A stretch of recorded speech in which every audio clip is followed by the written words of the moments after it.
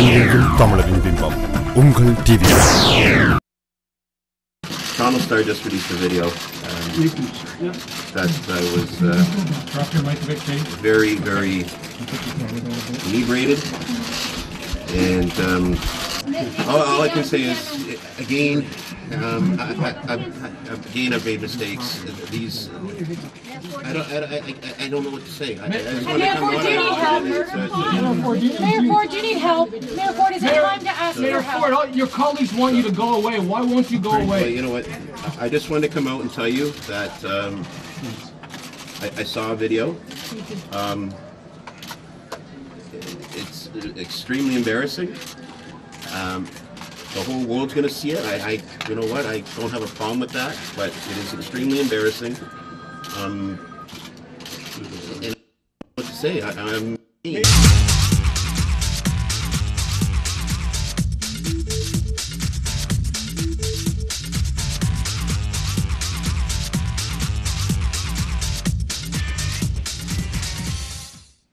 Welcome to Crossroads on TVI, where we showcase the Tamil Canadian community, their issues and their successes. I'm your host, Manjula Salvaraja. Unless you've been living under a rock, you must know that the Toronto Mayor Rob Ford has been embroiled in a lot of controversy in the last 2 weeks. Well, we've pulled together a panel to talk about, is Rob Ford good or bad for Toronto? Let's look at some of the media attention he's been getting and do a critique of it. You saw some of it right before the show. And then talk about the controversy as well. Let's meet our guests.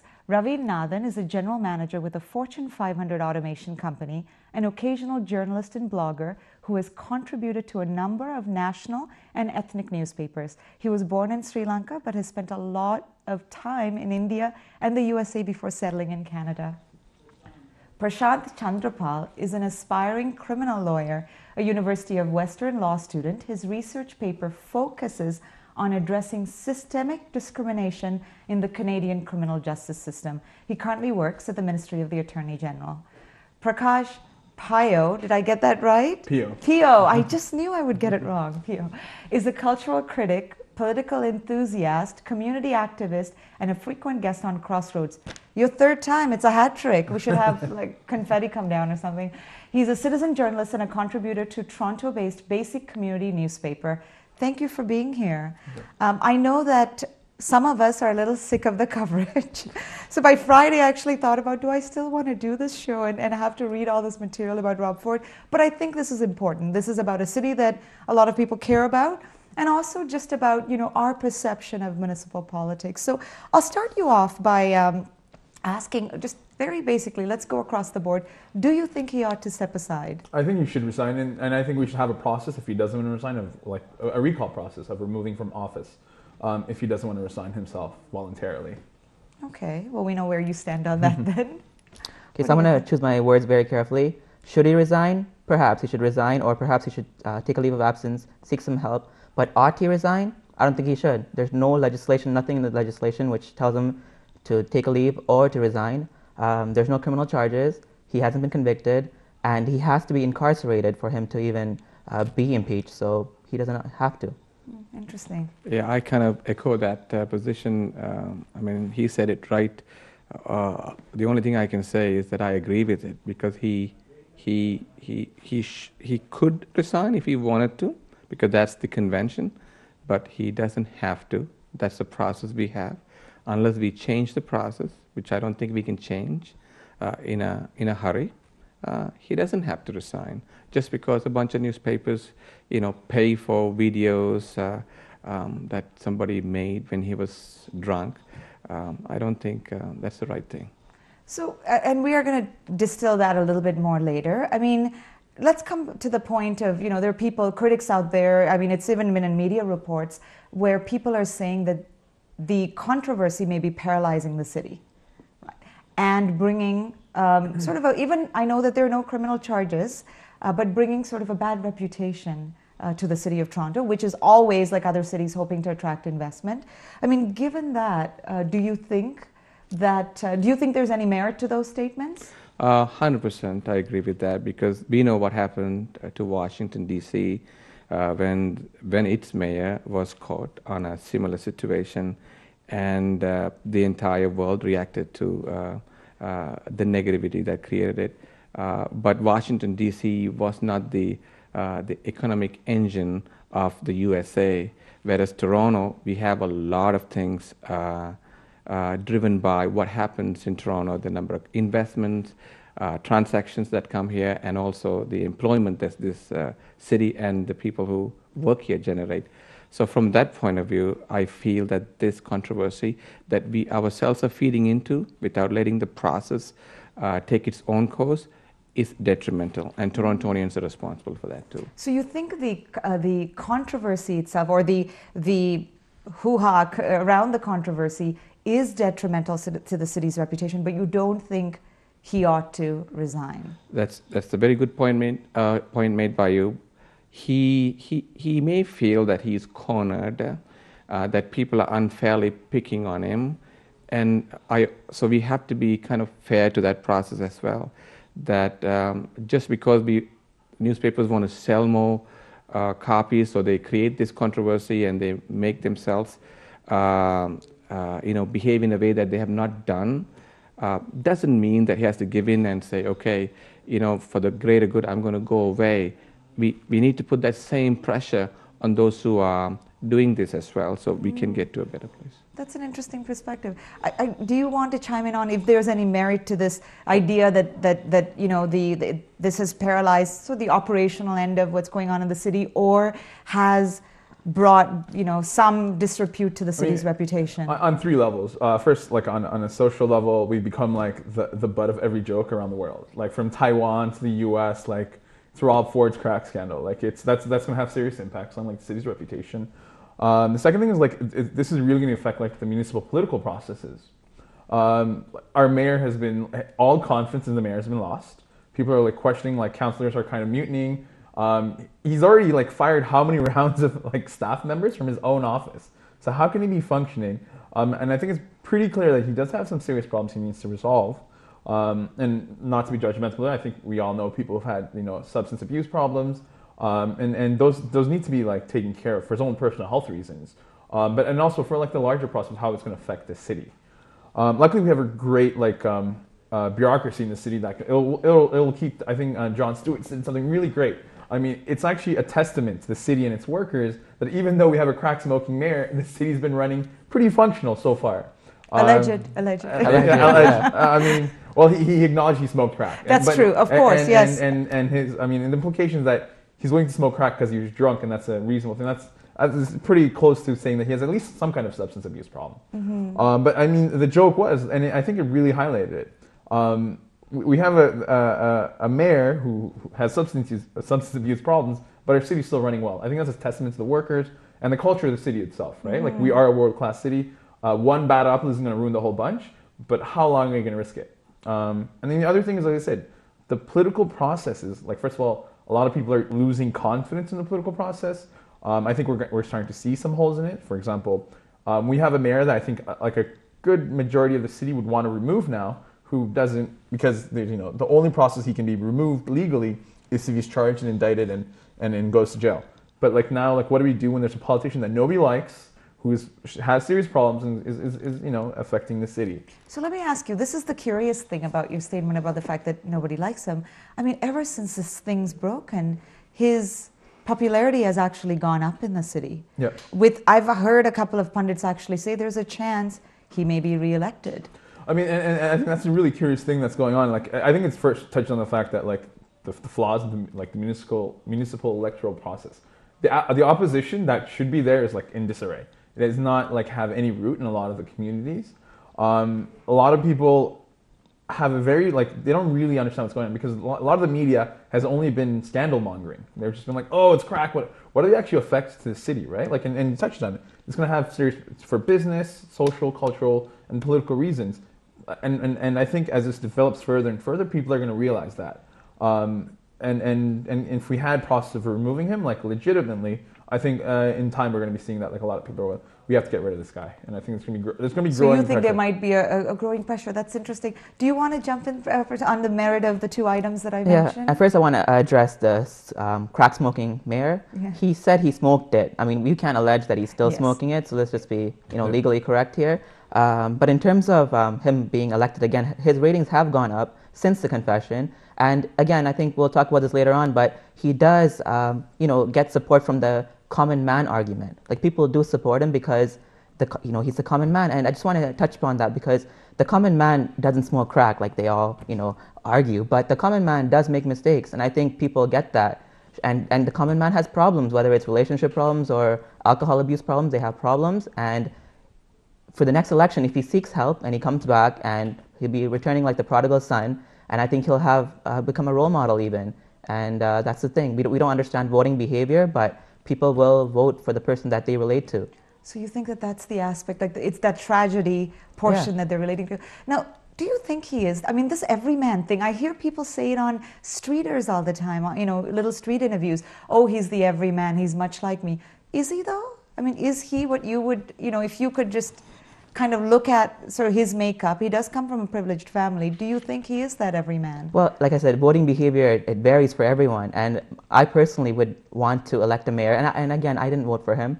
And I would want to vote for a mayor who is, highly educated, very polished, very articulate, and, and who's very calculated in his decisions. And Rob Ford didn't seem to portray that in his mayoralty in terms of at least his personal life. So in terms of the common man argument, I think people do relate to him, would vote for him. But then there's another class of people, the same class of people that didn't vote for Michael Ignatieff because they couldn't relate to him. So voting behavior varies across the board, but a vast majority of people, according to those statistics, seem to be in support of him. Well, that is the interesting thing that we're seeing. And I think personality-driven politics, we're seeing that across many levels. I think in the federal election, that's going to become a topic of discourse too. So let's get to, before we get talking about sort of how this, I want to take out this idea of this videos and the crack controversy and all of that, and just talk about his agenda for the city, because he was voted in on a particular agenda. Do you believe in that agenda? Do you, how do you think he executed on it? I'm glad you asked this question. I mean, the big defense is like there's the illusion of him being a common man. Completely not. He's a millionaire. He's been like a politician most of his life. Has had no other real job. The second thing is everybody defends him. He's gotten he's fiscally conservative. He's done the job.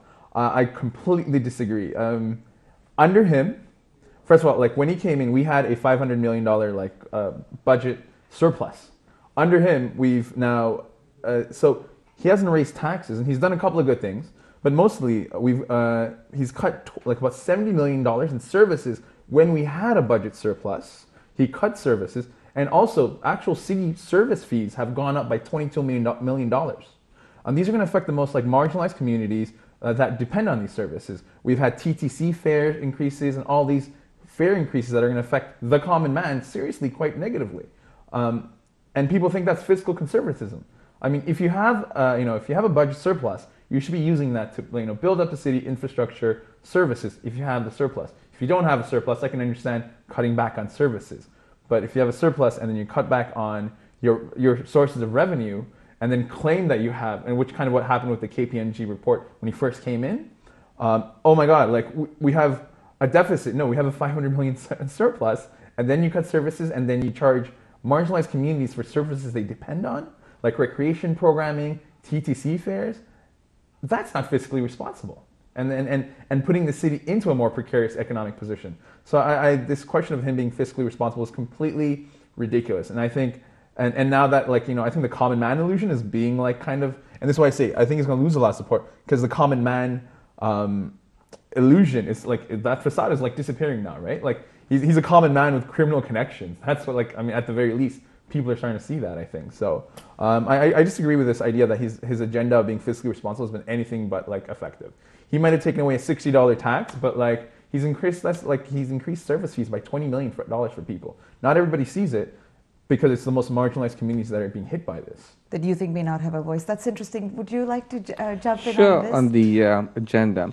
I want to talk the mayors we had before, I think Mel and Miller, that set up the the Torontonians to elect Rob Ford.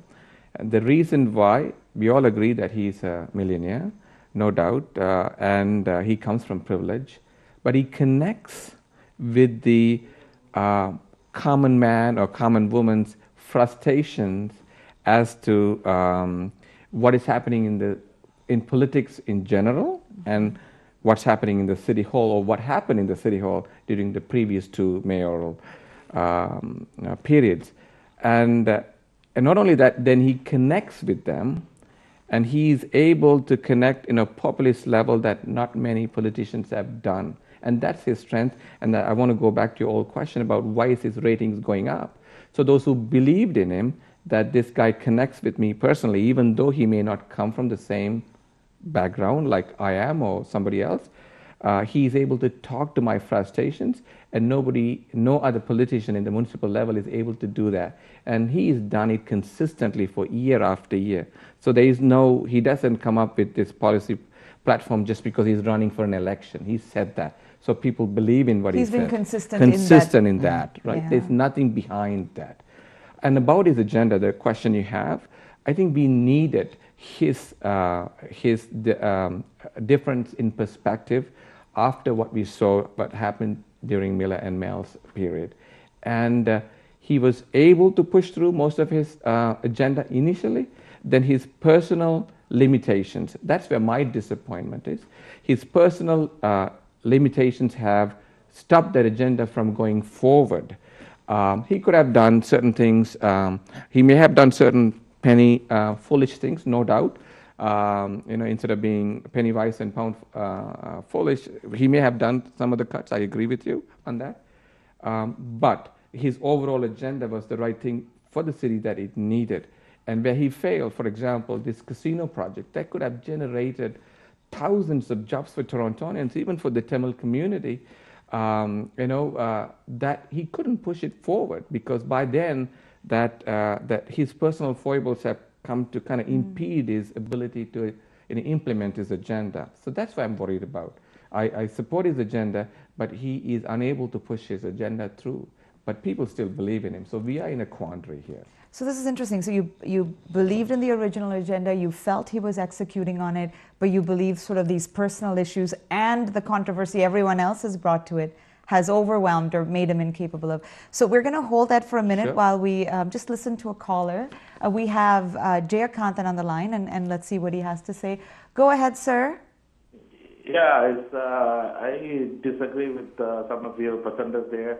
But your last, you were saying that Rob Ford was unable to do, and the recreational fees got increased. I have kids that go to some of these programs, and nothing has changed. And I lived in Toronto through the other two mayors, and just to start saying the taxes were increased every year, and what did they able to show for that increase? It's my biggest concern with the previous mayors. So Rob Ford kept the taxes at a controllable level, especially compared to the previous mayor, Miller. And I like his vision of expanding the subway, the transport system, not just concentrating on the core and the downtown all the time. Because I go to work in Downsview area, and obviously I travel in cars, but I have taken subways, TTC several times. It's very inconvenient. Not to mention, a lot of people in the downtown area that come to my workplace say, oh, we are from Scarborough. Oh, so then we are not part of Toronto? How's that? Because we all pay taxes, right? And this goes to the same on the other side, which is Etobicoke, right? And they deserve it too, same as Scarborough. So it's very important that we look at what his focus is compared to the other politicians. That is, obviously he has that character flaw. A lot of people have. Right, and but we should concentrate on what he is doing to the city, and as a whole, if the city is benefiting from his actions, that's the key important thing. Yes, he has to probably. My personal opinion is that he should take some time off from politics and maybe get his life together. But having said that, as a whole, he has done nothing but good for the whole of Toronto. So right? We can't just always look at Toronto as being downtown. right? Thank you, Mr. Right. Jayakanthan. That's an interesting point. Thank you so much for your comments and your call. I'm going to get, maybe I'll start with you, Prakash, to comment on that, because it sounds like what we have here is someone who thinks actually is a step beyond what you're even saying, where he says, even with these foibles that he has, I'm willing to accept him. And I'm glad he brought the point up. I mean, the thing is, like, a lot of these, as I said, all you have to look at, like, TTC fares are going to go up. That's another example of, like, fare hikes. On recreation program services are going to be going up as well, fees for them. At the same time, there's a lot of good workers and city plans that are specifically designed to make sure people have access to these programs. Now, these programs are the programs that are at risk of being cut further down the road. The City of Toronto has a program called Welcome Policy for low-income families, so they can access these programs. And this program came in after the fees were put in, so that people can access them. Now, people don't realize these programs are being, like, worked out, and there's a lot of great workers and within the system. And I know Rob Ford likes to attack public sector workers on this, but there's a lot of public sector workers that want to make sure communities like ours, I mean, let's be honest, I mean, our community has been very successful, but we also have a lot of families that are in a low-income situations, as new immigrants, in the refugee system. And these people are guaranteed these services because there's a lot of great work being done through the city, and not from the mayor's office, but like from the ground level, from like social workers that are making sure these programs are available. We've had to specifically go out and create what are called priority centers that will give access completely free services to people that come to the community center. But other centers, like a child that wants to go play basketball at the community center basketball court needs to pay a fee. Like a 15-year-old. Now, we always talk about, keeping the children busy so they don't, fall into selling drugs, probably to the mayor. But like the question is like keeping those children, we're charging like money for a child to go play basketball at a court. So we didn't have to go create priority centers so that children can go to centers that are free, like Malvern.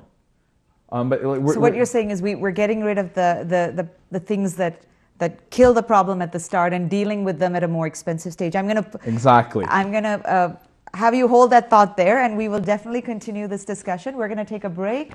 Remember that you can call us to share your thoughts on this discussion at 416-623-8100. We would love to hear from you. You're watching Crossroads on TVI with Manjula Salvaraja. Stay with us. Sorry. Get off my driveway, please. Can you get off my driveway, please? Can you get off my property, please? Can you get off my driveway, please? Can you get off my driveway? Can you get off my property, please? Don't get off my property.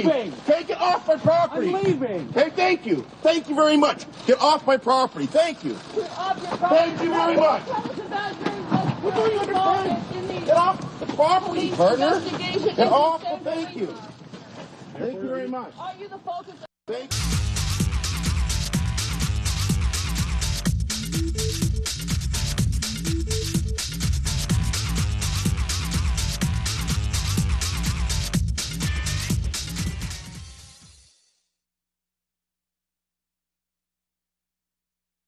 The police and justice system. I want to bring that in because I think later date is something I want to explore too. I want to talk about that. And then from there, I'm actually going to talk about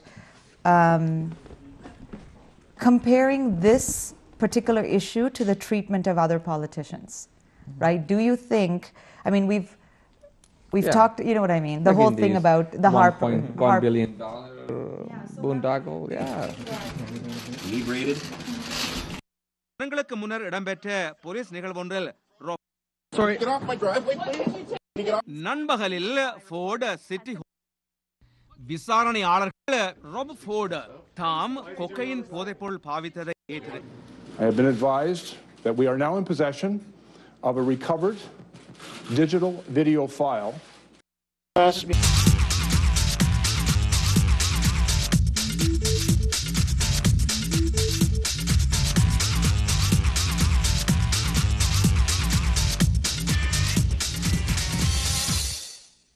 Welcome back to Crossroads on TVI. We're speaking about Mayor Rob Ford with a very articulate, informed, fun panel.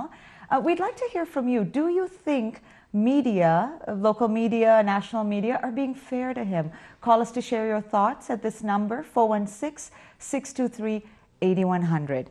So let's start off in another area that I kind of found interesting. I'd actually called Prashanth to get some insight into this topic because of the kind of research he does.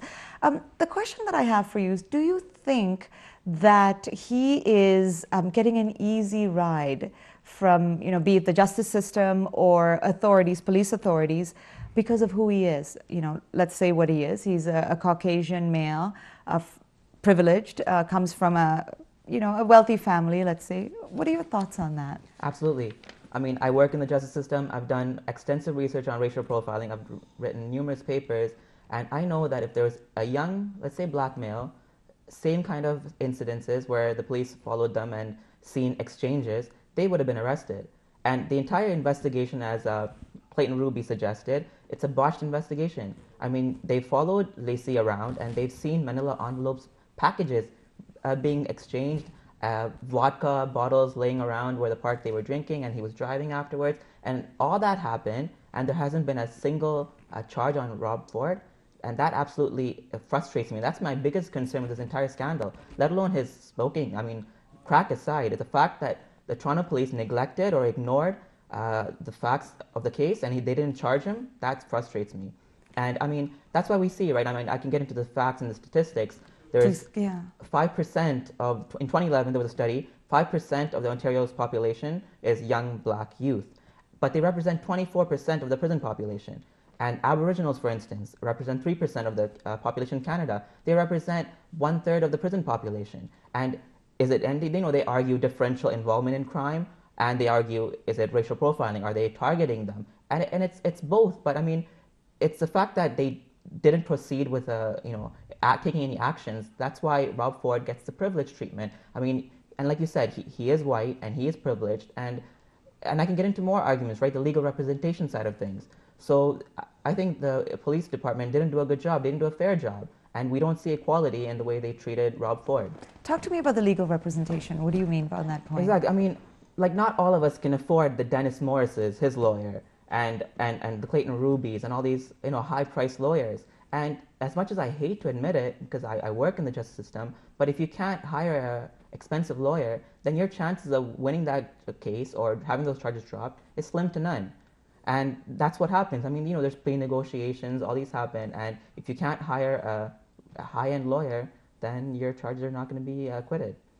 Interesting. So we got talking about this in the break too. Do you think that his treatment would have been different if he was I guess we'll say a person of color, a Canadian Tamil mayor, let's say?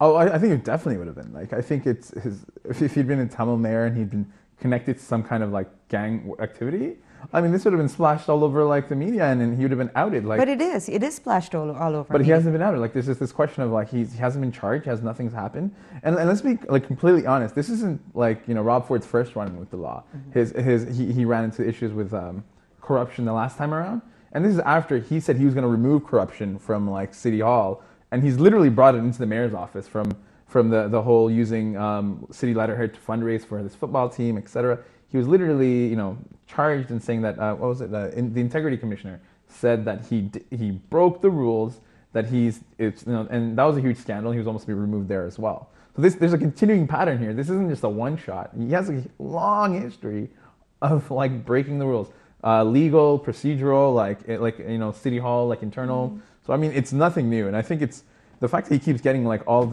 off it so many times is because he's wealthy, rich. And his brother was known drug dealer, a mid-level drug dealer, as the Globe and Mail reported in Etobicoke. Like and now they're running for politics. It's almost like a Tamil movie.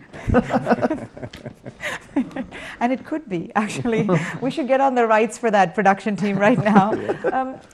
Raveen, it's true. Do you have any thoughts on the person of color? Absolutely. This is a given. The majority community in any country that we live in has that privilege. If it is Sri Lanka, it is the Sinhalese Buddhists who have that privilege. There was an article about it on Colombo pages or one of these websites recently.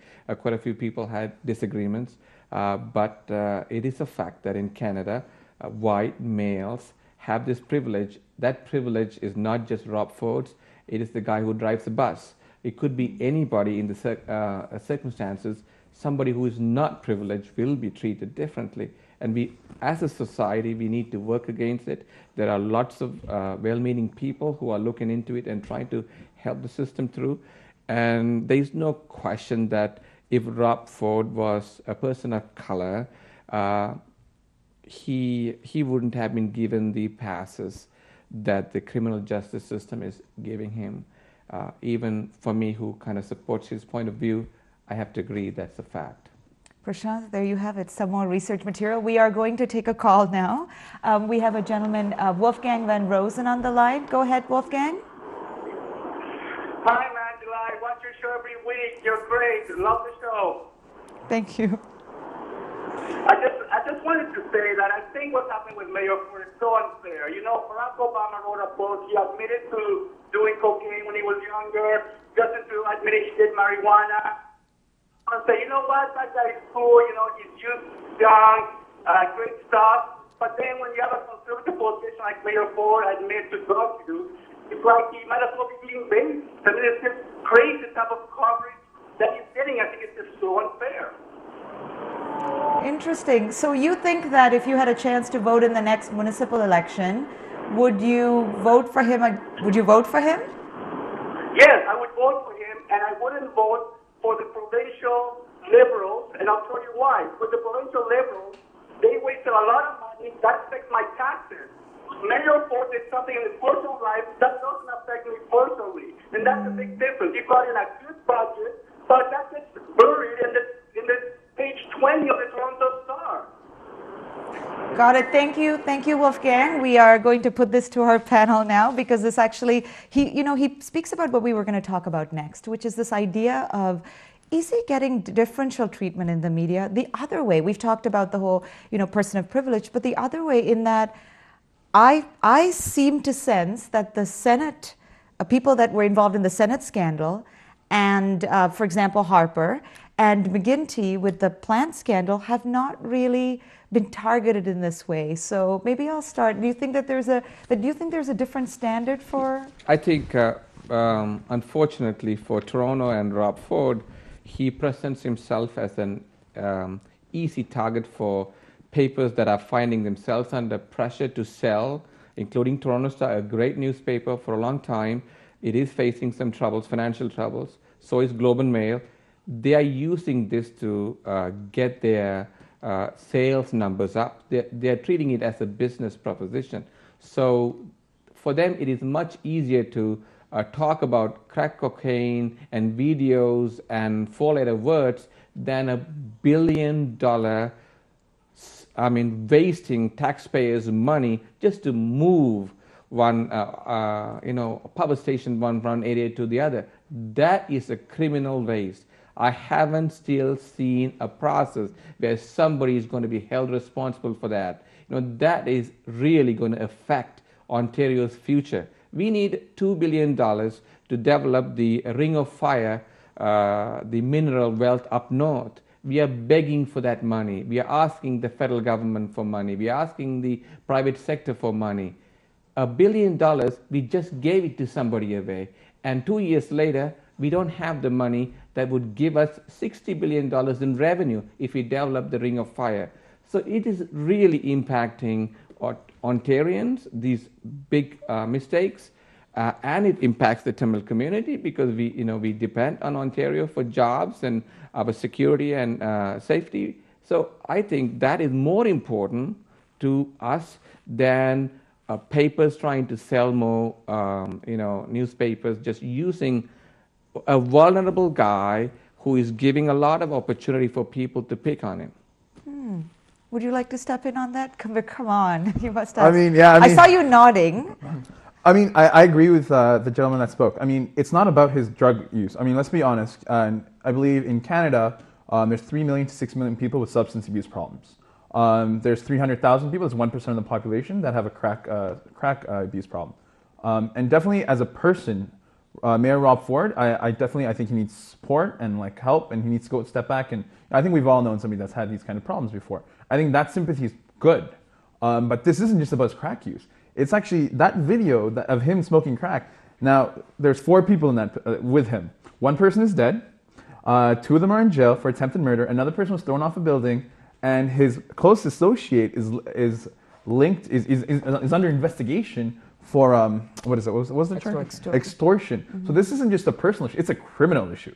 This needs to be investigated. Now, I agree, the media has totally botched this, scandal mongering to sell papers, but there's a criminal investigation that needs to be fully investigated to find out what is Rob Ford's connections to crime.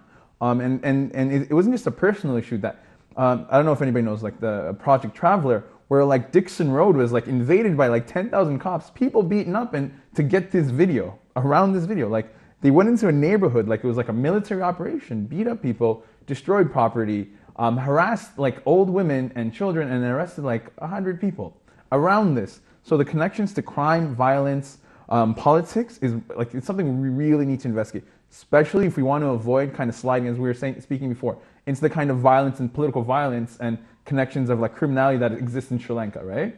I mean, I don't think it's a coincidence that the Ford brothers kind of have a mirror image in the Rajapaksa brothers. I mean, the links between like, and let's be honest, the Rajapaksa brothers started out in Hambatoda as municipal politicians, and they grew into like a political force. And you see the repercussions of that, right? Any opposition, people start dying and disappearing.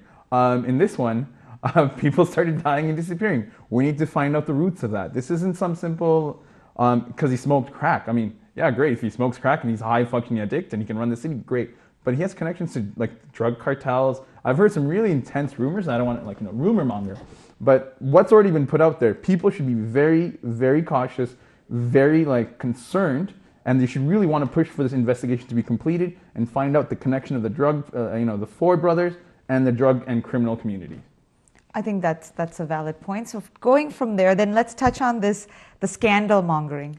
Do you have any views on how media is? I'll give you about a minute, and then we'll continue that in the next segment. Just what do you think of how media has been covering it? National media, local media? Well, they've been abusive to Rob Ford. I mean, I don't think any other politician has endured the hardships that he's gone through, right? At his driveway, that's trespassing. At his driveway, in his face, they're trying to get questions answered, and he's been abused. And you see that's his downfall, right? I mean, like you said, he's an easy target for media, and the way he looks. And I mean, let's just to touch upon, Justin Trudeau. I think they mentioned his marijuana, admission. Mm-hmm. It's a very similar. Mm-hmm. It's still illegal. Yeah, it's still illegal. Yeah, cocaine is a Schedule 2 drug, 3 drug, and marijuana is Schedule 2. It's different in terms of the legal aspect, but it's still a criminal offense. And he was an MP. Exactly. When he did it. And yeah. No one, is it because Rob Ford doesn't have nice brown wavy hair and doesn't attract the females? I don't know, but obviously he got away with it, and the media kept pushing Rob Ford. And I mean, I just want to throw a question out there for you guys or anyone else out there.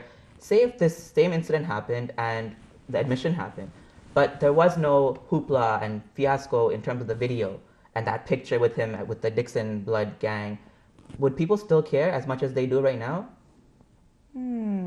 Something to ponder about while we go on break. That's a really good question, actually, because then it becomes, because that would make it very similar or somewhat similar to what's been happening with Trudeau. And I did think Trudeau got off a little easy on that. So I'm gonna let you think about that, and I'm sure you'll debate it while we go to break.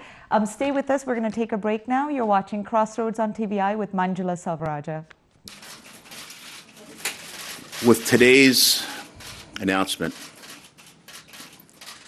I know I embarrassed everyone in this city, and I will be forever sorry. For the sake of the taxpayers of this great city, for the sake of the taxpayers, we must get back to work immediately. We must keep Toronto moving forward.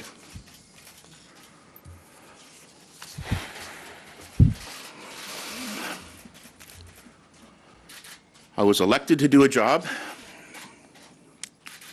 and that's exactly what I'm going to continue.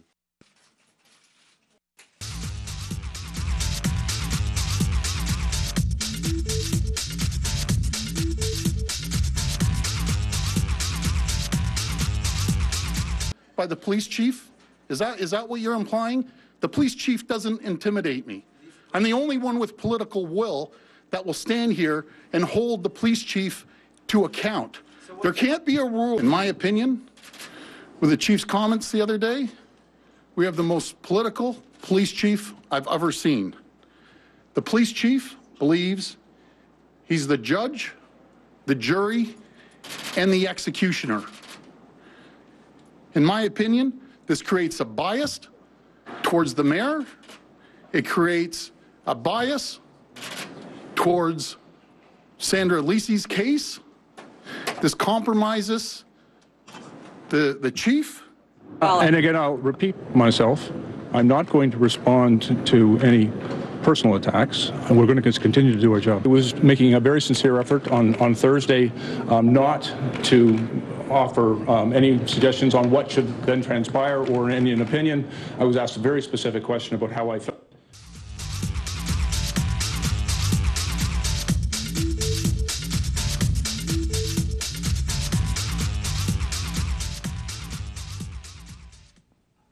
Welcome back to Crossroads on TVI. We're talking about the Rob Ford controversy with a very articulate panel.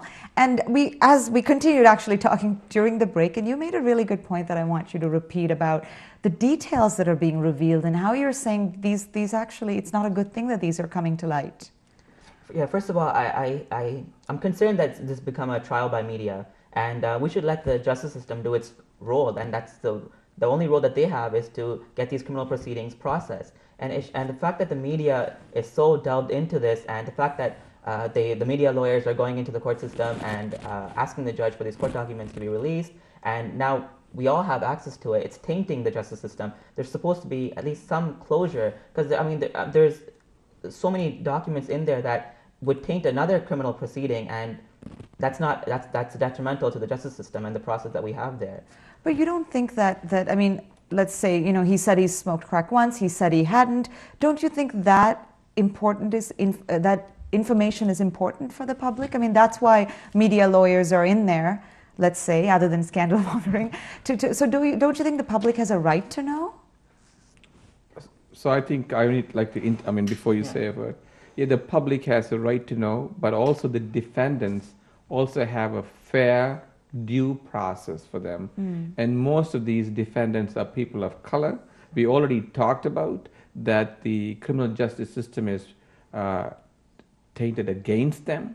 So what all these papers are doing is getting the information out there and creating this impression all these young people are guilty, so they don't even have a chance of a fair trial. And I think that's what you're trying to trying to say, that the papers are only worried about their top line. They want to sell more, so they go after the most judicious detail out, and they really don't have the overall public's interest in mind. They only have their top line in mind. They want to survive their business cycle. They don't give a damn what happens to Toronto. They don't give a damn what happened to this Somali Canadian kid who is facing the criminal justice system, who is by definition is going to be convicted, and they're just making it easy for him. Easy for the system to convict him. That's what I want to say. Do you have any comments on the? I would agree. Like the media in general has really dropped the ball. I think like the Toronto Star from the very beginning, from like the original video, like even the descriptions of like the people that had the videos, the description of like Dixon Road and everything, they really dropped the ball. But I also want to point out that Rob Ford isn't completely innocent of he's a part of the media problem. He has his own little radio show, and he goes on there and blasts the Toronto Star. He's harassed Toronto Star reporters that are generally trying to do like a better job of it. He's also kind of helped create this kind of like media circus, right? If you just come forward and admit it right away, like this whole process of denial. I mean, after the dogs have like smelled blood, they're after it, like they're like hounds. But at the same time, Rob Ford, and we saw Doug Ford just go on, and we were all chuckling like that. Like he was going at the police chief and using kind of a political cover to interfere with a criminal investigation, right? Like and we've seen this kind of process before. And it was already botched, like you said. Yeah, it's already botched. But the police could have done something about this, and they didn't know, they didn't even do it properly. And this guy is trying to push them even further not to do the job. Exactly, and I mean, and as Ruby Clayton said, like the police have botched the case, the media's botched it, and the Ford family is doing an excellent job of making it even like clouding the situation even more.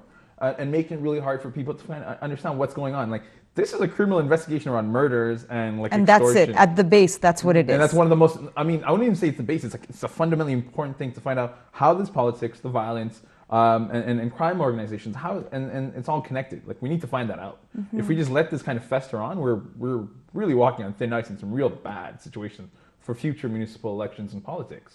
On that really positive note, I think I'm going to get everyone. We have 4 minutes left on the show. I wish I could talk to you guys for another hour, but you know, I've mentioned this before at the start of the show that, and you probably all know this, that the voting rates at the municipal level are dismal. Do you think things of this nature, do you think it's going to be different? So I would love just a 1 minute comment across the board. How do you think the elections are going to go, and what do you think is going to happen? Who's going to come ahead? Do you have any predictions? Without any serious reforms, I think this is probably it's going to make our system even more defective. I think we need some reforms like having a recall process where if voters are unhappy with a politician they voted in, being able to call them back. Like, if Rob Ford doesn't want to resign, we should be able to be like, if a majority of people don't want him in office anymore, they should be able to call him back. We can't do that. This whole media circus and intimidation of like politicians and voters and like this, and this is, as I said, like that violence, right? Violence intimidates voters. Like, people are, how are people going to step forward and like, point out about like Rob Ford's wrongdoings if there's, risk of them like, violence like this happening, of like Project Traveler, people getting killed and shot, and like, whoa, I don't want to get involved in politics. Like, it's so you think it actually turns people off? I mean, like, it's like back home, right? Like, if you know if you're going to say something critical of a politician, you're probably going to die, you're probably not going to say anything, right? And people aren't going to go into politics and be actively involved. And that's what I'm trying to point out here. So I think the Tamil community has experience with this and should be really concerned. You're probably, we're starting to see images of this, like, and we have a lot of Tamil movies describing corrupt politicians. Well, now we have like the news going on there, right? So I mean, I think we should be spearheading some basic reforms, like recall and stuff like that. And things of that nature. Yeah, there's definitely should be a legislative reform in terms of getting the mayor impeached, right? I mean, right now there's no mechanism, and that's why at the outset I said, should he resign? Perhaps, but ought he resign? No, because there's nothing in the code, there's nothing in the legislation that forces him to do that, and perhaps there should be. And in terms of what might happen in the next election, I don't think people are taking elections seriously anymore. They've elected this guy, and he's, like he said, there's alleged ties to criminal activities, and so people are not going to take things seriously. But there's also going to be another group of people, and I'm going to talk on their behalf as well, that might say, hey, this guy, he's kind of weird, but he's getting the job done. Let's vote for him again as a joke even. I know that sounds funny, but people might vote just for that reason alone.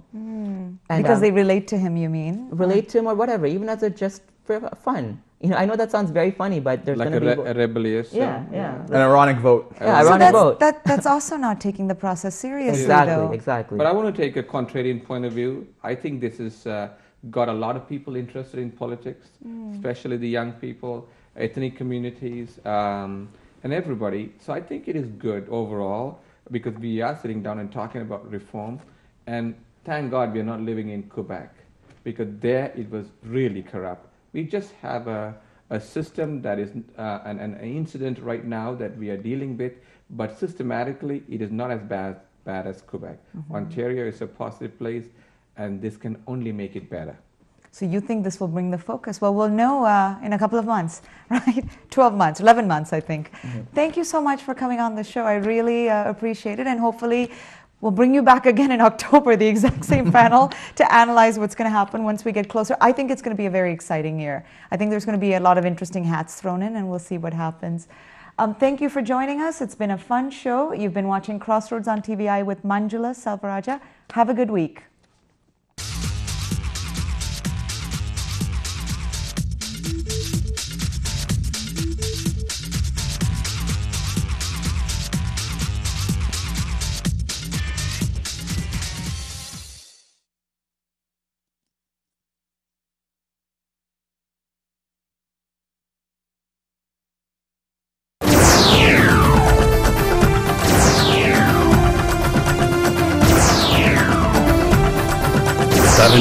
தமிழரின் பிம்பம் உங்கள் TV.